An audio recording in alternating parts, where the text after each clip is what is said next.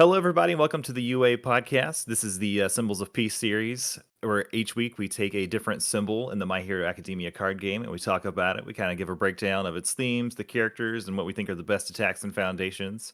This week we are discussing the Void symbol, which is also kind of our continuing series in the Ida podcast because we've done every one of his symbols in succession. So each week is Ida, and this week we got two Idas to talk about. So.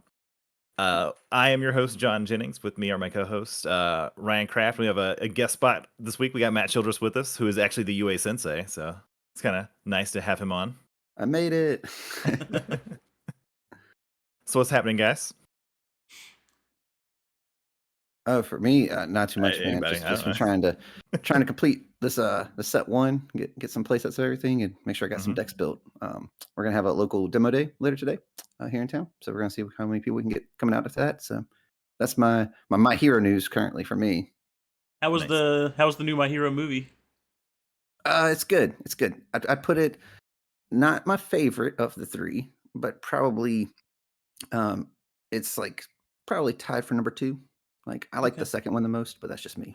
All right. So for someone who doesn't know, how many My Hero movies are there? There are 3. Okay. Yeah. So it's just I like definitely did not know that until Matt told me yesterday. I didn't know they made movies. Yeah. I mean, that's like every big anime now, right? They just make movies.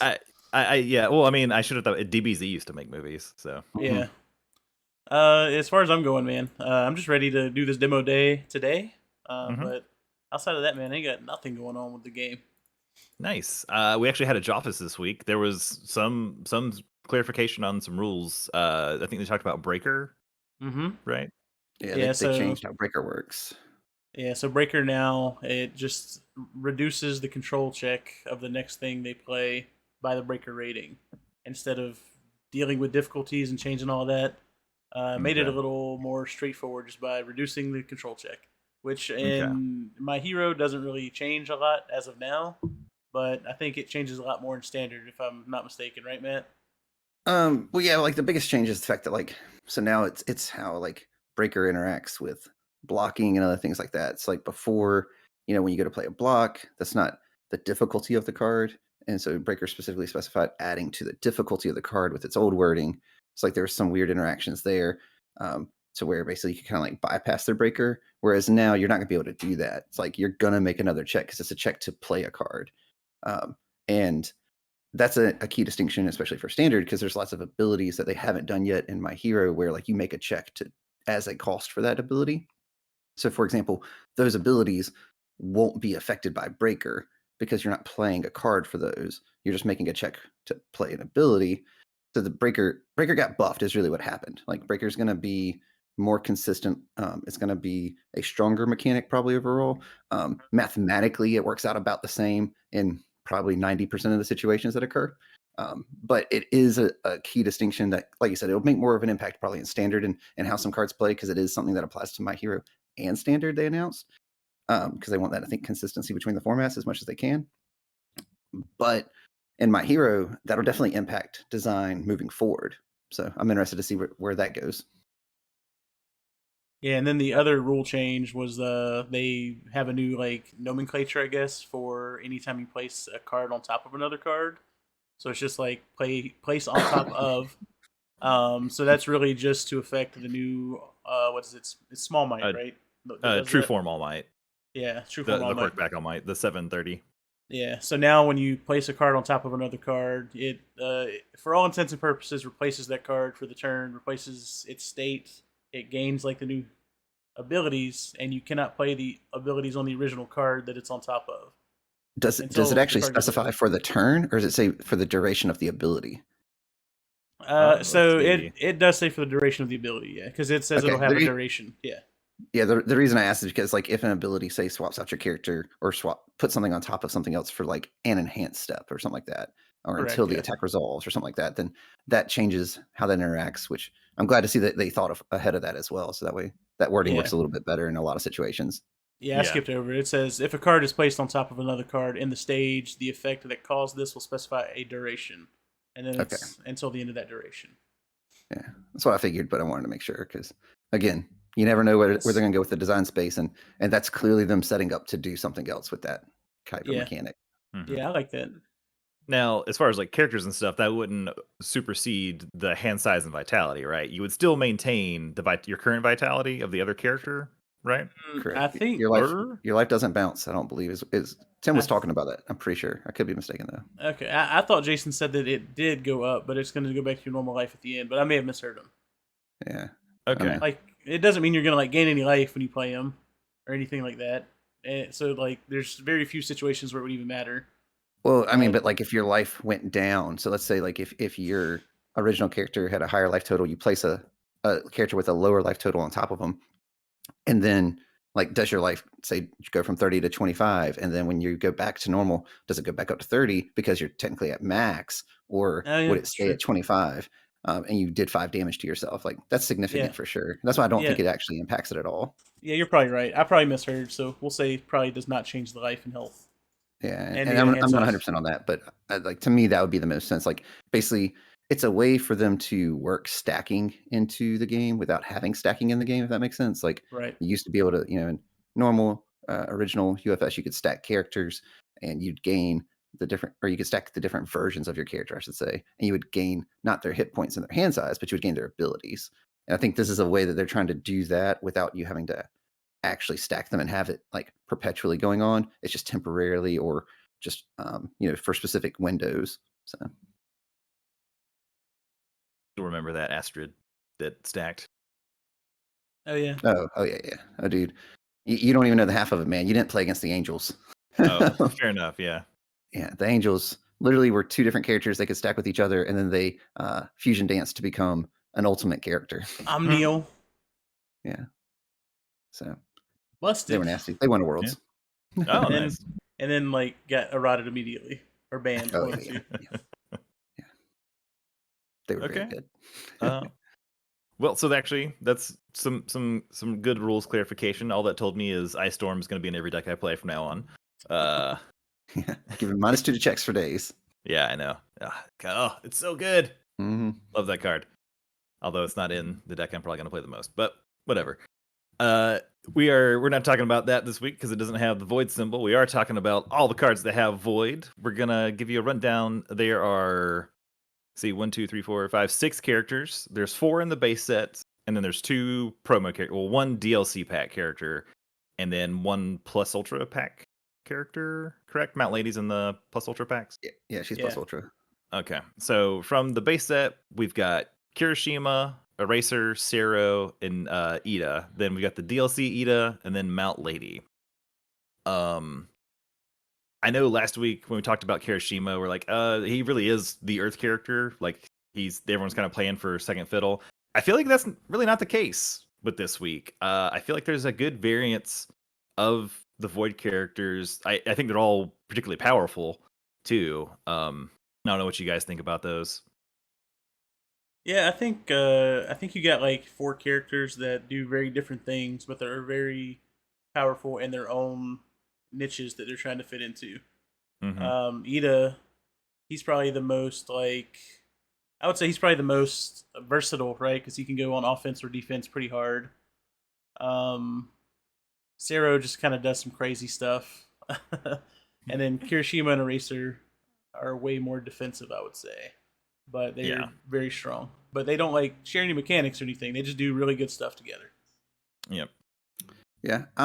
Yeah, I agree with what you're saying as far as like I think Void actually does have some really strong characters. Like Sarah's probably somehow the least strong, and that dude can be an 8 hand size if they don't block correctly immediately. So Hmm. if that's the bar for the least strong, then we're building up from there, from the core set. And I'm not including the other characters in that statement. But I would say I think Eraser is probably the most versatile, just because he can modify speed on every attack for free, Yeah, whereas Ida can only do it on 1 attack each turn.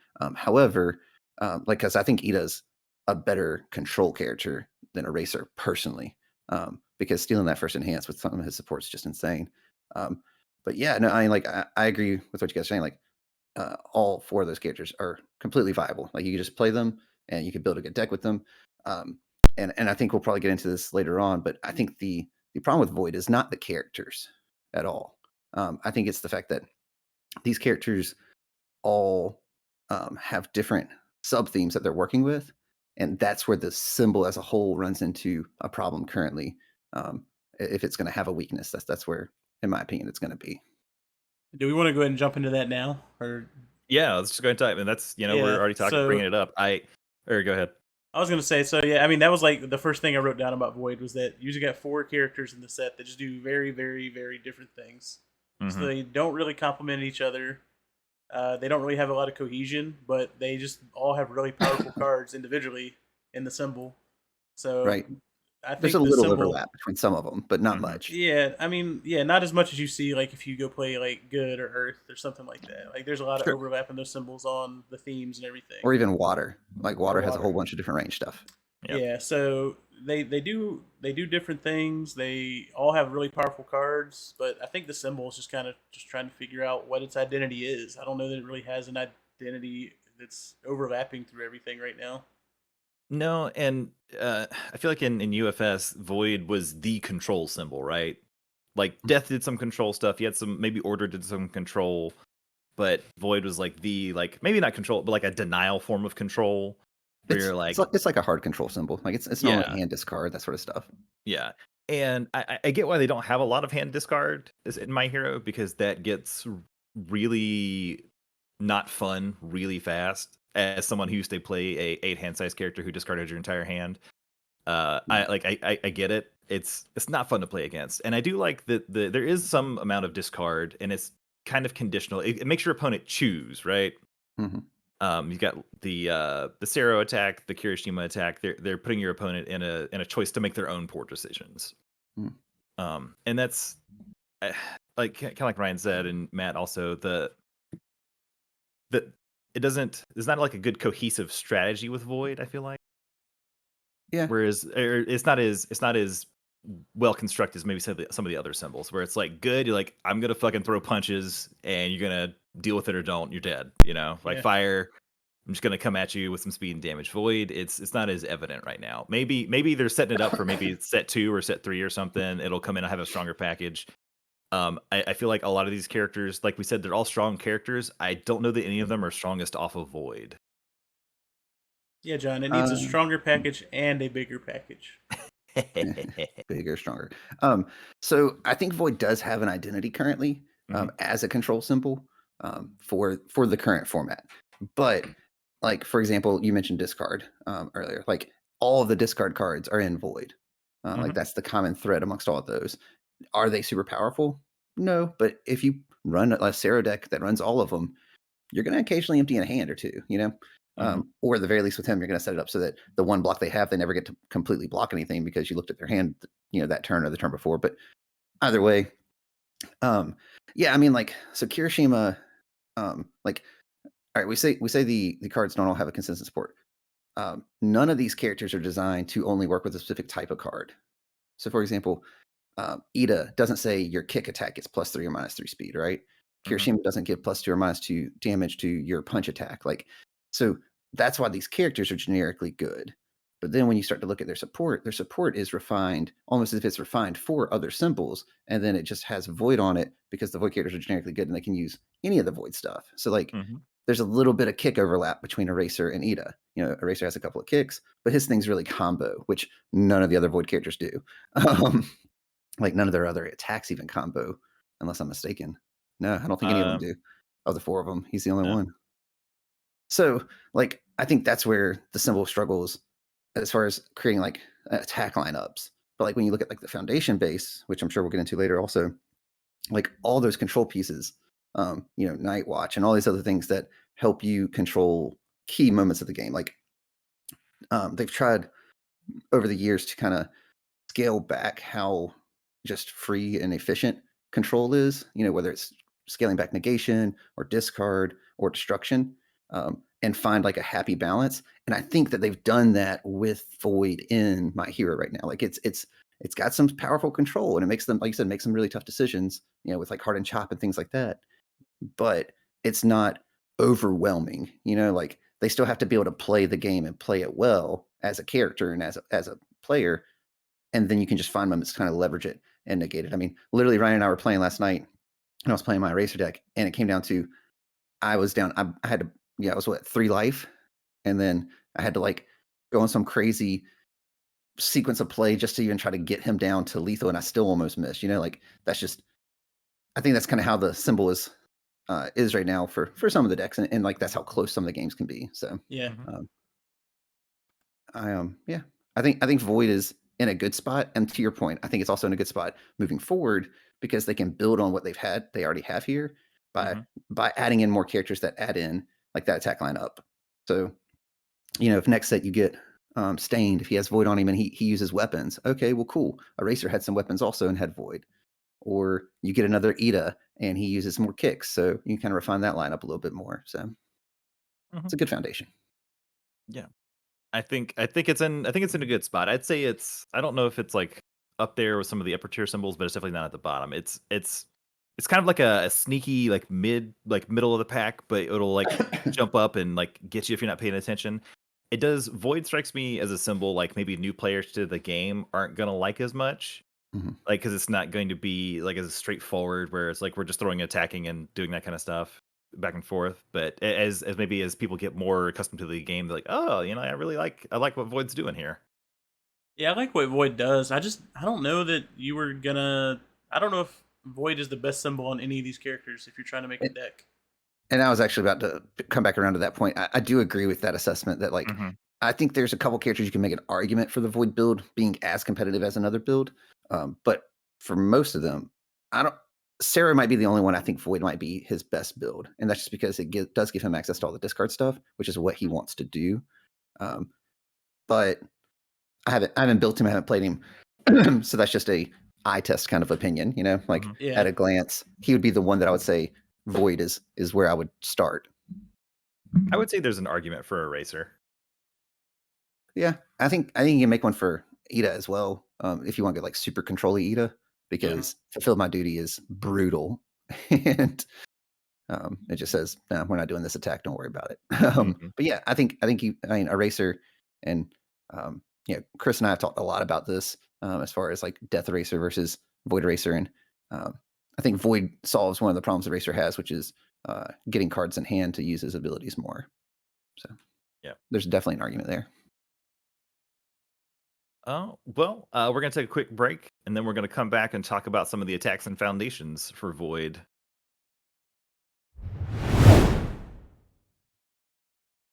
All right, welcome back to the UA podcast, the Symbols of Peace series. We're going to pick up our discussion on the Void symbol. We're coming back. We're going to talk about some attacks and foundations. First up, we're going to talk about some of the attacks.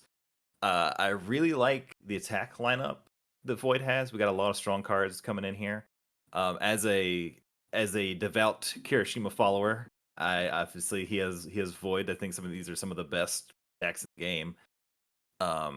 And there is some overlap. We talked about it a little bit earlier. There is some overlap with keywords and abilities. I feel like it's not as strong in Void as it has been in other symbols because, as Matt pointed out, each character is kind of doing their own thing. So it's like, yeah, you got a little bit of kick. Most you got kick from Ida, but you got a little bit of kick from Eraser. He's got like one or two, but like you got one kick from Kirishima, but he's mainly punches, and you got a lot of range stuff from Zero. So you got a little bit of sprinkling of everything in there, right? Yeah. Oh yeah. Like it's definitely um like you're saying, like every character kind of has their own thing. You even have like weapons mixed in with Eraser as well, and combo. Mm. Like his covers like 3-ish plus different kind of keywords that things can trigger off of, which is great because he has 3 symbols and each one of the symbols kind of wants to use different ones of those. Oh, he also has Fury. That's on He's some got of his Fury attacks and randomly range too. too. So Yeah, why not? combo. Um, yeah, and then he's got Slam on Gutter Punk Elbow. Hmm. So that's a thing. But yeah, I mean, like I think again, there's a lot of quality void attacks. They're just generically good, Hmm. which is great because they can fit into those other symbol attack lineups just as well. Then, but like there's not. I don't think there's a definitive. Hey, you're running void. You're running this lineup, as opposed to say something like good, where it's like you're running good. You're running punches. Like there's not really multiple options that are viable. Like the punch lineup's very good, so why wouldn't you just run that? Um, so lots of good characters to choose from and good, but not variants in the attack lineups. Whereas you could have 2 void decks sit down and cross and play from each other, and they could run completely different lineups and both be fine, which is kind of Yeah. unique. Yeah, and I mean, I think that's just a product of all the characters doing very different things and having For very sure. different game plans. Because I mean, you look at like Ida's attack lineup, and it's like, man, I want to play Engine Rush and Recipro Burst, I think, but no, I don't want to play those because I'm playing Kirishima. I just don't even use these cards in Kirishima. So Right. even though these are like the best cards in your deck and a lot of decks that share these symbols, they're just really not even playable in those other characters. Right. Like Hardened Jab's not going to do a whole lot outside of like a Kirishima deck. Like you Yeah, can run yeah. it in other decks, but it gains the most value with the character it's designed for. Absolutely. I think maybe Recipro Extend might be the only one that you would play across all the characters. Maybe. That's his rare, right? No, that's the Yeah, one. no, it's the No, it's the one that uncommon. gives +2/+2 to the next one and draws a card, right, to replace Yeah, itself. yeah, Okay. Yeah, because it's just a good generic poke. Like it just makes your next attack better. It's like Yeah. with Kirishima, he has the one kick, so like there's interaction there. Eraser has a kick, so there's interaction there. Zero does not. He's all range stuff. So He's got like a you couple, probably would never range run that in a that will Zero make up deck, for you it. know? Like you'd have a yeah, tough time making an argument for it there, but depending on what the rest of your lineup is, maybe so. I mean, yeah. like, Maybe you sprinkled some more kicks in there. Who knows? yeah, Spring- yeah. Yeah, it's a little sprinkling. Like, But yeah, man. I think that's since they're all so different, it really kind of makes you come up with a unique attack lineup for every character that does what so you need to do. do you think you could pick one void attack that you think is like just in a vacuum, not necessarily based off character support, but in a vacuum, you just look and assess this card that you think is clearly this card is the card I think is the best void card, attack wise. Yeah, for me, that's Hardened Chop. Hard and chop. Hardened Chop. It's 5 I could- diff, so it's not like too hard to play. Mhm. It's got a +2 mid. It's got Breaker 1. It's got Mhm. Punch, so if you're doing a punch theme, you just got that. But both enhances. Well, I guess the first enhance isn't free. You have to destroy a face down foundation. But like, say you had to tap something to play it, you don't care. You build down a fresh foundation to replace it. It's also got the free enhance. If it's blocked, your opponent discards 1 card. It just puts your opponent in a position to make a choice they don't want to make. As Matt pointed out last night, as we were coming home from the party, is like, do I want to have to discard 2 cards to block 1 attack? So that's what that enhance says, right? Mhm. Yeah. And that's for whether you block it completely or partial it, and it's an Yep. offset Yeah. attack. So like that makes it even more of a problem, defensively to Yeah. try to deal with. It's What true. about you, Ryan? What would be if you picked one that you think I had to again pick- in a vacuum? Like we can make Yeah. the argument based off of characters and the deck all day, but like just in a vacuum, looking at that attack, you're like, oh, that's really good. It's a toss up for me between Reciprocal Burst and Engine Rush, I think. But I would probably say Engine Rush is probably the one that I would enjoy playing the most, and that would probably put into the most decks. Because you don't necessarily need to be buffing the shit out of the speed like you would with Reciprocal Burst to get value out of it. Mhm. You can just generically get hella value out of Engine Rush just by tapping a foundation, making them block it, or let you draw 2 cards, and then just end the enhanced step. Right. But I mean, it also has Powerful 2 on it in case you want to get buck wild with it, and it has EX1 as well if you're just sitting on tons of momentum for some reason. So Right. I think that card's super strong. I like that card a lot. Yeah. What about you? So, yeah. So you guys kind of touched on the two that immediately come to mind. If I had to pick a third one, so like just playing devil's advocate here, because I would probably actually say Engine Rush if I had to pick just one, but we've already just talked about that. Because I just think 2 points to like John's point of like, hey, this card makes you 2 for 1. Engine Rush just draws you 2 cards, so it replaces itself in another. So like, if it kind of counters exactly what Chop is doing right at that point, like Mhm.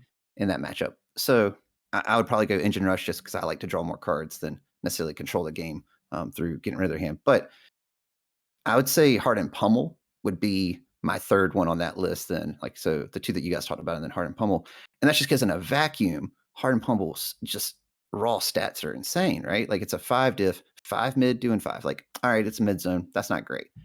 +1 mid block. All right, that's a great block. It's a punch, so it fits into that entire lineup. But then for momentum, you get to build a foundation and you get +5 damage. So it's a 5 mid doing 10. That's half of some characters' lives off of 1 attack for 1 momentum Yeah. with no setup. Like I did it. Oh, Mhm. and then also it makes so your rival can't play action cards during the attack. And this is something that we talked about a great deal earlier in the week about, and I know it's come up for different people, but that does mean that you cannot play a action as a block to this attack. Regardless of how I personally feel like it should be worded, that's how the card is designed, and that's what it's meant to do. So, given that, I mean, literally, Ryan and I were playing yesterday. He didn't know that I had capture evildoers in my hand, but he was like, I'm just gonna use this enhance because it's free. And I'm like, I guess you're just gonna win the game because I can't block it completely now. So I had to off block it with like a high, and I ate 5 damage. And then his next attack killed me because it was a high, and I had to play my high block because I couldn't play my mid block. Like in a vacuum, this card is insane. Yeah. Just like those other two we just talked about. So like again, they're all 5 diffs, so they're costly. I mean, you can't run a deck of all 5 diff attacks and expect to kill people consistently. But that being said, Void's got some really good 5 diff attacks to choose from. Yeah. And we Just didn't even don't- touch on any of the eraser attacks there, which they're good. I mean, you got like some binding cloth capture, which is a 5 difficulty attack card. I used air quotes for our audio listeners there. Yeah. It's not though. The thing is, I don't think you play Eraser for his attacks. Like, his attacks aren't bad, but it's sort of like we were talking about earlier. I feel like there's just other attacks that are better for him on all of his symbols, and then you just sprinkle in a couple of his attacks. I feel like at some point, Binding Cloth Capture is going to be really good in a deck. I just don't think that deck exists yet. I think we need more cards and more actions that you can use to like make this better. I just don't think you're going to be playing it in Eraser. It's a discard card, so clearly you just windmill slam it into Zero. Zero does all the combos. Yeah, hey man, maybe one day they'll print an action, like a combo action. Yeah, they've done it before. So yeah, They have. You can always, it's possible. It's like combo action that lets you discard a card from their hand or something, and then you play this after that. just snipe one. It's cool. The card is kind of interesting because I remember it came out and we looked at it like, oh, this card seems really good, and then everyone's playing, it's like, it's okay, I guess. It's very underwhelming. I mean, it's a 5 damage attack that you have to combo to get a combo. Yeah, you have to combo to like make your opponent discard a card, and I guess you can seal something. But I mean, by the time you comboed it, you get 2 progressive difficulty on the next thing you're doing, and that doesn't feel good. Well, so compare this card directly to Hard Chop. They're both low attacks. They got the same stats, right? The difference is that this card requires you to combo to get rid of one card in their hand. Hard Chop just says, hey, did you try to block this? Get rid of a card. Yeah. It also just goes and, lets you filter a foundation and build a new one. So like if you have one tapped, now you have one readied. Like categorically, like if you're looking at Void and you're looking at 5 diff attacks, like you're just going to run Hard and Chop over this 9 times out of 10. Like I think the best thing about Binding Cloth Capture is actually the seal. Like spotted sealing is very good because that's till the end of the turn. And, Irrefutable Force of Nature currently does the same thing. But this can hit more things. This can hit anything. Like there was definitely a game I played with the Racer one time where I played Erase out of hand to seal something to win the game, because if I didn't seal that thing right then my rival would have been able to go and reduce the speed of the attack, and they would have been able to block, and then I lose. So sealing is very good, but this is a 5 diff that is a utility card, and that doesn't feel great. Yeah. And while we're talking about Erase, I know we said we're going to talk about attacks and foundations. There is one action we need to talk about in Void, and it's Erase. And I feel like it's the card that kind of symbolizes and best showcases Void as a symbol in general. Like if you wanted to show someone like what's the quintessential Void card right now, I'd probably show them Erase. I agree. I think if you could roll the essence of what a void as a symbol wants to represent, it is Erase. Like that card, it's got spider removal, blanking, so it also has negation on it. Breaker now is a CC hack, so I guess Void might be getting into that, dabbling with that a little bit. Another form of control for it. So yeah, it also plays defense because it's got a +1 mid block. Yep. And I mean, I guess technically you don't have to play it in Eraser, but can you think of a deck right now that would just play like a one of Erase just to seal it? It's like, is it a You seal can make an card? argument depending on like if you're running like binding cloth capture and some other things that trigger off having played an action, like some of Eraser's attacks in your deck, of just like not playing Eraser. But you could make an argument to play this because thing is, there's not many actions in the game right now. There's like less than 6, I want to say, Yeah. and that's including like the box topper, and that's including plus Ultra, which isn't even technically out yet. Like there's just not a lot in set one. So any card that triggers off of you having played an action, mostly Eraser's support, you can make an argument to just put this in because it just seals a foundation asset. It's actually the only card in the set that directly interacts with assets. Oh, Like I think think- Irrefutable does also. Yeah, that's Sorry. what I was about to say. Yeah. Yeah, one of two. I'm sorry, because I was saying I was like, I think Irrefutable does, but there's nothing else that just is like destroy an asset or Seal an asset or anything. Seal an asset. I was gonna say, Yeah. how dare you forget about Ryan's child? I know, right? Irrefutable force of nature.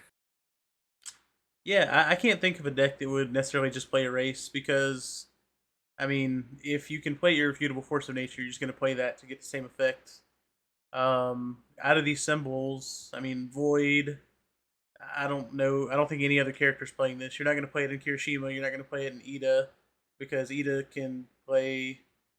Well, I just don't think you're going to play Ida off Void, I guess, is what I'm getting at. Yeah, I play think you him can on 100% fire, play this in Irrefutable Ida. force of nature. Yeah. If Yeah. you're playing Void Ida, you might play this, right? But Yeah, I think you can make that argument. Maybe like a but two yeah, X.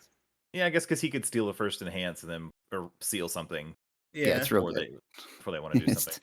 It's literally the same interaction with Irrefutable, just off of Void and from hand instead of right, from board. yeah. But yeah, I don't know. Not right now. I probably wouldn't. I mean, I guess if you want to play Night Watch in your deck, you almost have to play this or plus Ultra because Mhm. you're not going to play Go Beyond. Let's be honest. But you pick one of these, or maybe you play both of them. You play like 3 of each, or whatever you want to do. Yeah. But yeah, I don't know, man. I think it's just really, really, really good in Eraser, and it's probably okay in other decks that might want to play it. I do think that's something to kind of watch moving forward. If they do kind of introduce a character that's maybe more action oriented and will play like they'll be like, oh yeah, he wants to play a race or something like that. I think that'd be kind of Yeah, and the good news is that like Erase is what you're talking about. It's generically good, right? Like from hand sealing is just all right, and it's got +1 block and breaker. All right, all these things are generically good. But to Ryan's point, it's really good in Eraser because of the Eraser head response. So like the fact that they made that an Eraser head response and it's designed to work best with him means that the card probably won't become like a problem card later that actually gets flagged or is on a watch list or anything like that. And outside of just Eraser, and what do you end up doing? I mean, if that ends up being a problem, trying to fix Eraser, I think is probably the solution, not fix Erase. So yeah. Well, that's the attack portion. We're going to talk about some foundations. I do think Void has some of the strongest foundations, just because of the character lineup and their support. And as we kind of talked about, it's all just kind of generically good, right? Whether it's you've got mainly passionate guy, where you're like it encourages you. It's like it wants you to block, and it makes blocking better for you. Like blocking wins the game, right? Being able to block your opponent's big attack wins the game. This gives you a bonus for blocking and incentivizes.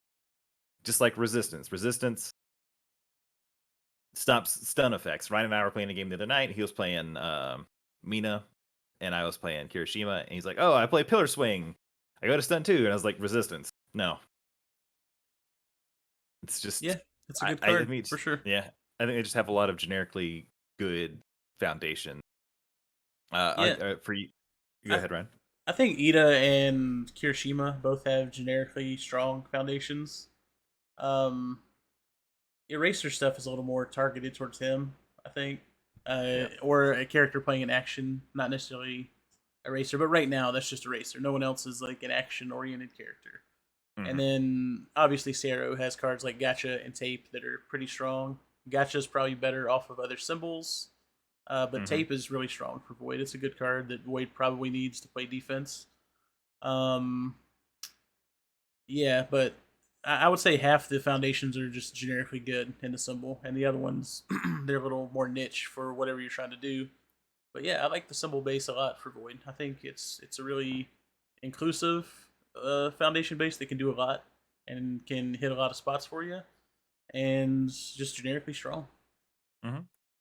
So I think the key thing about Gotcha is that it's the only zero diff Void has access to. It's like you basically just Windmill Slam 3 to 4 and it automatically in the deck. Like That's true. like it's just good spam. It's got +2 low block on it. Like it's just card's just solid. If they stun you, you don't actually lose the ability. Like you net 0 because you tap one and you respond to give -1 speed. So it's like they didn't really gain the speed off the stun anyway. But I completely agree with your assessment about how like Eraserhead's 3 foundations are basically only playable in him. Like you can try to play him in other ones, but like and I would argue 2 of them are really only playable in him. Um, Yeah, so I'm Night gonna Watch and Mediator, yeah. Night Watch and Mediator are both good. Late Riser is not good. And just not you good know, enough. Hmm. yeah, I mean, like it should have a better block on it. Is what it comes down to. Like if I'm playing a card that I only ever want to discard from my hand on defense, like why am I playing this card? Like just play a Yeah, better card. Like Gotcha is just a better card. Um, so, but yeah, I mean, like the foundations in general are strong. They have strong deadlock effects. As everyone's pointed out, the coordinated effort interaction with Night Watch to just loop the same combo attack over and over again. That's strong. If your opponent plays into deadlock, not every symbol has like that kind of deadlock interactions, right? So Void forces their opponent once those things are on the board is to either find answers to those things or to just never go past 10 foundations. I agree. Like Manly Passionate Guy, you can just put into decks. I don't think it's so good that you automatically just put it in decks. But that's just me. Because I don't always want to block my foundations. And sometimes like flip to build one is good. Like you just net +1 and it clears a progressive. Like cards very good. But yeah, I mean, what you'll notice is, like you pointed out, like resistance, negation, right? Negates stun specifically. Night Watch negates any one ability, right? For a remove.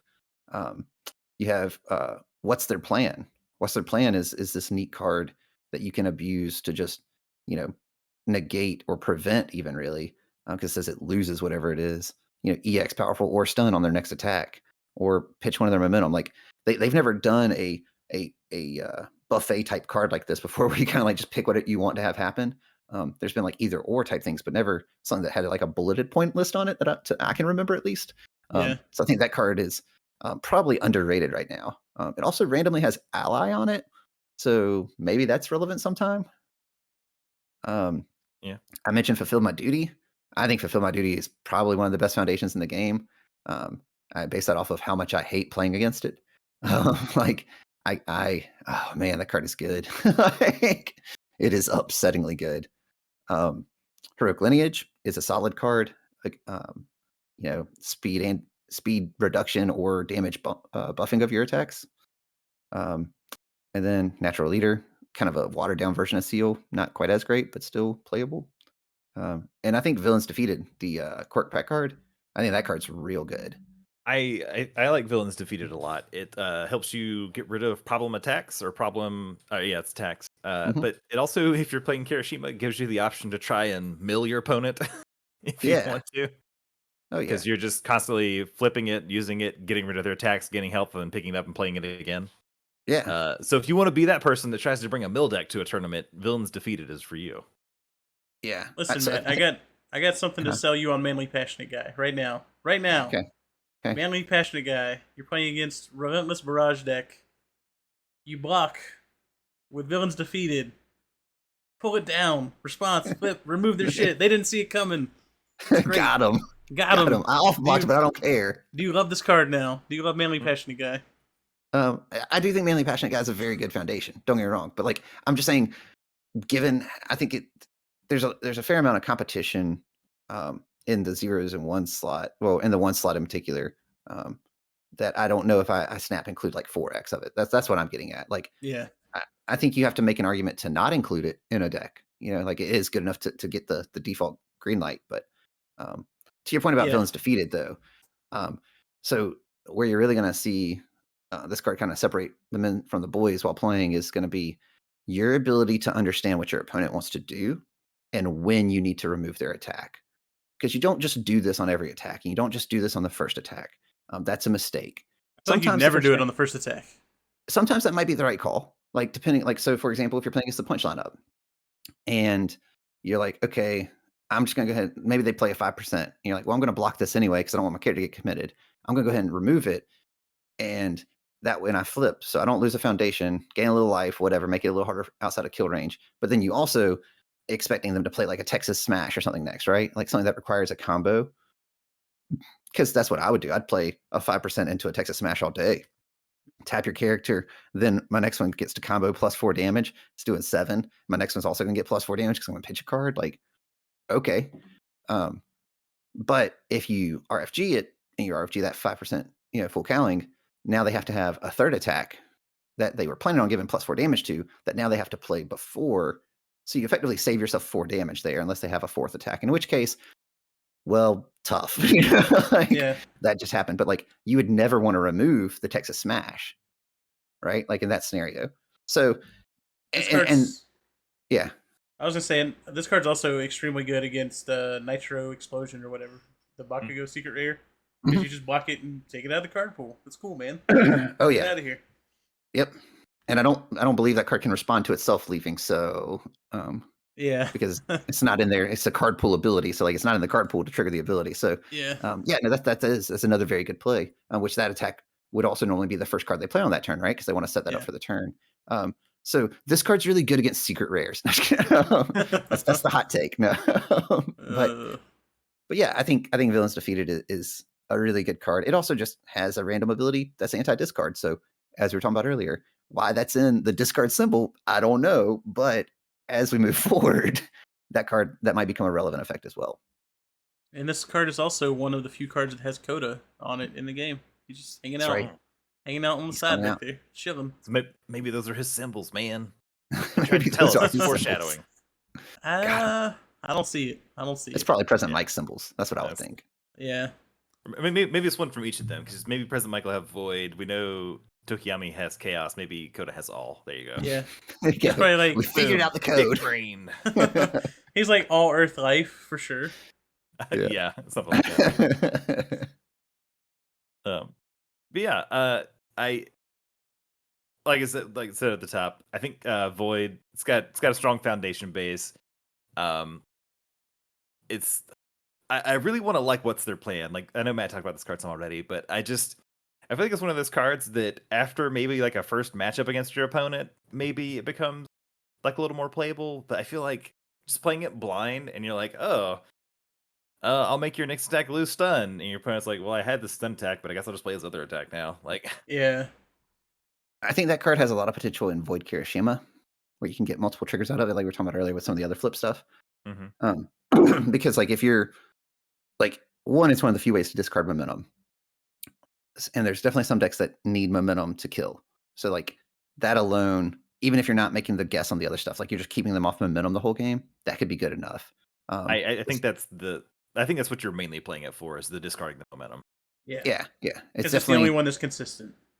Yeah, I mean, depending on the matchup, like if you're sitting down from 5 hand size All Might, right, and he's pushing out further, you can just keep saying can't gain powerful, right? Or it says loses powerful. So actually, that doesn't work. No, because he gives it snap, because he powerful. gains it. Yeah. All right. Ignore that comment. Go ahead and just edit that one out. I'll edit that one out. Good luck. Yeah. But I think stun's probably the one that's the second most consistent, because the stun decks, all their attacks have stun. Yeah. So you just flip it, you name stun, and then they're not tapping down your board. But here's the problem with that. Resistance just negates stun for a flip. So like maybe if you're really wanting to make sure you don't ever get stunned, you run both of these. But I agree. I think the momentum control is really where it's at. And maybe because of that, it puts it in the board. Yeah. I say it feels more like a sideboard card. Yeah, very well could be. But I think I just think it's underplayed. Yeah. And I hope we see more cards like this. I think this is a pretty wide open design space. I hope we get more cards that flip or commit to choose one effect. Yeah, I like it. It's got a very Magic feel. I feel like Magic used to do that a lot. They'd have, I don't remember the names of the cards, but there's one for like each color. It's like pick 2 of 4 options, basically. right.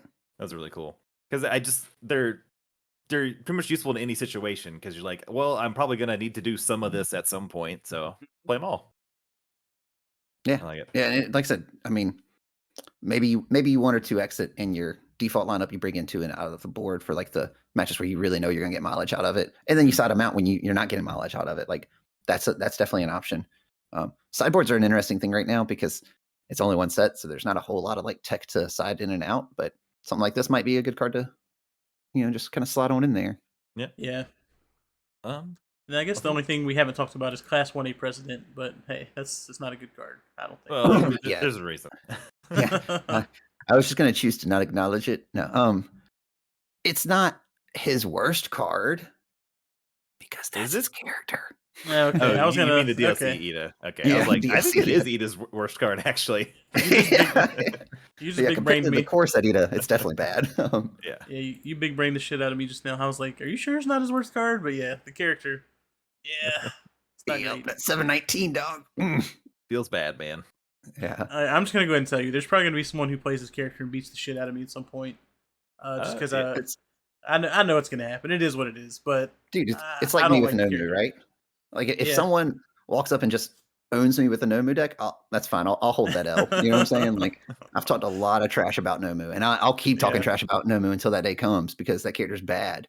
I was But gonna say it's not gonna end if you get beat by him either. You guys keep talking that trash. yeah, no, be Yeah. like, well, like you should have seen this lot of play, So I guess before we wrap this up, we did forget to talk about the DLC and Plus Ultra pack Ida attacks that are in Void. Okay, yeah, let's go back to those because I actually do. As much as we shit on that Ida and that foundation, those attacks are pretty spicy. Yeah, so Oh, his yeah. one that's in the Plus Ultra packs, the That's high. the Reciprocal acceleration kick. that one's There's really. the- Oh God, I wish that card had fire. You could Wait, play I don't know it why with I'm fire. punching.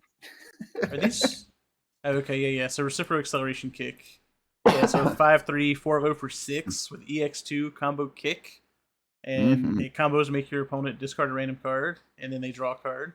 Like I know Hey, look. people don't like abilities like that, but anytime you discard a random card from your opponent's hand, they were holding that card for a reason. I promise you. And Yeah. you might hit something like a fucking ice storm. Get that ice storm out of here and draw a Yeah. not ice storm, whatever it is. I don't care. Just Right. not an ice storm. And even if it's then- not that specific, it's just, hey, they hold on to a block for a reason because they know what zones you're playing. Hey, Yeah. maybe they just drew one that's a worse block of that same zone or the wrong zone. Yeah, and like right now, you're not gonna make them discard a block and draw no block because there's no block cards in the game. But that is presumably going to change at some point. I know Matt may Think not so. agree with me on that, but I would imagine they'll go back to printing cards without blocks on them at some point. But yeah, if you can discard someone's block and make them draw a card without a block, that's the big win. But then the other enhance on it is like a huge card pool clearing, just awesome enhance to enhance remove kick attacks from your card pool in addition to discarding momentum to pay for the attack's EX ability. EX2, so you just keep discarding. You discard all the kicks in front of it for +2 speed for each one. Seems pretty good. Yeah, so I mean, you're thinking like at least like +4 probably when you're playing this. Yeah, You're saying 4 speed total, so like 2 cards in front of it. Yeah. Not playing it on a 9. Yeah. No. Okay. Let's clarify. Yeah, sorry. You're probably playing it like your third, fourth attack of the turn, and if you are playing the 7 hand size Zeta for some reason, you've probably got a bigger grip.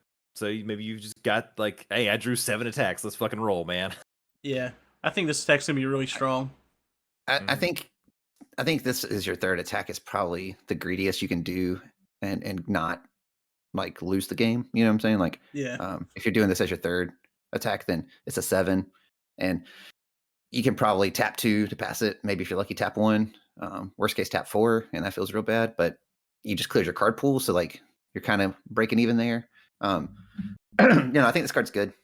Worst thing about this card is its block. It's a +3 high, and you don't ever want to block with this card, but it's still an off-zone block, which is still good.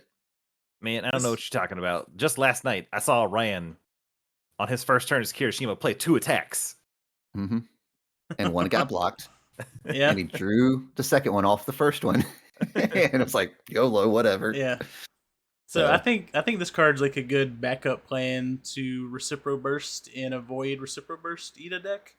Because if you just plus ultra this up to like 12 damage and then discard 2 cards from your card pool to make it 8 speed, I feel like that's pretty solid. Like an 8 low for 12 after you've already thrown 2 attacks. And you Seems probably alright. eat it on it also in that situation, right? Like, so you give it 3 more speed, so it's like an 11 low for 12. Yeah, because why not? And I mean, if you're gonna hit somebody for 12 for essentially free. Why not? Yeah. Mhm. I think card's good. I mean, the fact that it clears your card pool, I mean, that's the reason I love Capture Evildoers. Like, I keep just building things that have that in it because clearing your card pool is just good. Yep. Yeah. And then And I mean, high engine. I was gonna say high engine kick. It's fucking great too. just generically a really good card. Yeah. It's Card got filtering a is great awesome. block on it. It does have a great block. It's got got a card great picture. filtering for additional speed. Yeah, I love this card. I think it'll be another generically good card that sees play in a lot of those symbols. Mm-hmm. It might be better than Recipro Extend, maybe. No, it doesn't net you a card, so no, probably not. No, I think you can run both for sure. As like your kind of your Fortis to follow up to some other stuff. Like if you Recipro or Engine Rush into like Recipro Extend or this into Recipro Acceleration Kick, like that's a pretty good turn. Like so I don't know, like the fact that this filters a card, like we were just saying, like lets you pitch one from your hand to get 2 speed. If you discard an attack, it's +4 speed instead. You're probably not discarding an attack unless you just got a grip full of them. Because odds are, if you're pushing in, playing an attack, you probably want to attack. But who knows? I mean, sometimes that extra 2 speed just wins the game. So you're just like, I don't need to play another attack. I just need 2 more speed and I win. Yeah, I was gonna say maybe it's like at the end of your attack string, and you have to have this hit to kill him because you can't play another attack or something. Yeah, absolutely. And yeah, I mean, like it just plays nice with all of his stuff. And draws a card. Like, I mean, it's also a really good poke. If you're like, even if you're not wanting to like kill them in a turn, and you really do just want to build, you just play this, discard another attack, make it 8 high for 4, draw a new card. Hopefully, it's a foundation you can play down. Who's blocking an 8-speed attack? Just cause like for 4 damage. Yeah, for 4 damage. Yeah, like why would I even waste my resources to do this? If I have 5 or more life, I'm not blocking that attack. I'll go tell the whole world that's free damage for you. Just go ahead and do it. Yeah, cards are good. I mean, like I think Ida, he is hit the kick. Not Ida, the kick lineup is set up to be really strong moving forward in Void. It's already very good. Like I'd say it's probably their single best sub package because it does overlap between the most characters. Just as like a in conclusion kind of thing. And I think it's only getting more support from what we've seen so far. So if they continue to explore that, like you can conclude that Void and Order will most likely be on every version of Ida because so far that's been true. And historically, Jasco kind of identifies a character around like 2 symbols, like all the All Mights share 2 symbols right now. So they rotate in that third one to kind of add in flavor for whatever the design purposes are of that version. So if that's true, then you're going to get more Order and Void kicks moving forward with each additional Ida, which presumably they'll be one in the next set because he's pretty important to the Stain arc. So that's going to be only getting better. So his picture's on the box. He should be in the set. I would imagine. Have they already shown the box? I didn't realize. Yeah, it was a while ago. I saw like the promo art where it had like Stain on it, but I didn't see the actual box. Okay, cool. There you go. Well, I think that's gonna just about wrap it up on our Void discussion. Ryan, if you want to go ahead and get the random number generator. Oh no, it's time. Fired up and ready to go. We can figure out what we're going to talk about next. It won't be Ida for the first time ever in the history of this podcast. His cards are done. You don't get to hear about them anymore. So this is our 4th symbol, right? So we're doing a random. We're rolling a D8 basically. Yeah. We got 8 left. Let's see here. All right. Look, we're just gonna do the eyes closed and click the button above. All right. I don't know how sound I have to effect do is. This is good. Okay. You're good. It's done. Okay. It's a 4. Ooh, we're early in the symbols this time. Let's see. Chaos? Death. I'll say death. You're gonna say death. You're gonna say chaos. Let's see. Oh, it's all air, all chaos. It is death. Yeah. It is death. Yeah. Dang. It is 2 weeks ago, I got it right. So we're up on death this week. It'll be our 5th symbol that we're doing. Some spicy cards to talk about in death. I know Matt's probably going to want to talk about death if he can make it. I'm about to say, if I can make it, I'll definitely try to come back in because I love my boy Bakugo, so he got death on him. Indeed. All right. Outside of that, Matt, what you been working on for UniversusAcademy.org? So yeah, we've been trying to kind of create this consistent schedule between the podcast, putting up the blogs, and putting up articles on Wednesdays. We're going to try to get a stream going on Thursdays. I got 1 week going. We jumped on, we played some games. John and I did. But I haven't been able to make that happen consistently. So hopefully that's going to start up. We also have some learn to play classes on our website. So if you haven't taken those, you're new to the game, you want to learn to play, you can just go and go to our course catalog. And it's linked on our Facebook, but we can get you that link as well. And it just takes you through and kind of teaches you the information you need to be able to just play the game to get kind of started. Nothing in depth yet, and nothing. Next one's going to be about deck building and kind of like figuring out how to do that if you're new to the game as well. But yeah, we're hoping to offer some classes like that so that way people can kind of get caught up to speed and really start enjoying the game for what it actually is, because there's a pretty steep learning curve to this game. I take for granted the fact that I've been playing it for, not exaggerating, 15 years. So there's a lot that I just know and I think about, and I view cards a little differently, for better or for worse. Like a lot of times I just miss the mark on stuff, but yeah, I mean that's the goal. We want to make sure that everyone who's new to the game has the resources they need to be successful, because if the game's successful, that's what matters. Indeed. So universusacademy.org. So Monday is article, right? No, Monday is blog. Monday is blog. Tuesday is Tuesday podcast. pod. Yep. And do we have a Drew or a Chris article this week? This week should be Chris. Chris article, Okay. and I believe it's another character profile if I'm not mistaken, but I'd have to double check on that. It's Eraserhead on Wednesday. I think it's just a Eraserhead deck profile. Yeah. Spoilers. We're spoiling that right now. Well, I guess if you're listening to this, it's probably Tuesday at the earliest. So Yeah. tomorrow. Tomorrow. Yeah. I was gonna say Happy Halloween, but that's Yeah. in the past when you're listening to this. Hope you guys had great Halloweens. Yes. Yeah, it was a good Halloween. And then Thursday, are we trying to do a stream officially Thursday? Yeah. Streaming is the goal for Thursday evenings, and it's gonna. We don't have necessarily something definitive of like what we're always gonna do. It'll probably just be kind of matches and testing out decks. But we're kind of shopping around ideas there, and it's more so just a way for the viewers and the audience to kind of directly interact with us if they want to come in and ask questions or get our thoughts on stuff and that sort of thing. So. All right, guys, that's going to do it for this week for the UA podcast. Next week, we are going to talk about death. Be sure to check out the UA website. We've got the different lessons and stuff that Matt's working on. So if you're new to the game or you've got friends who were MHA curious and you're like, hey, they see you playing this cool ass game and they're like, this looks overwhelming. I don't understand what's going on. And you're like, man, check out this website. They break it down and make it super easy and interesting. Bam. Go check out that website, check out our written content, and as always, I hate to say this, smash that like and subscribe. It's the one down here.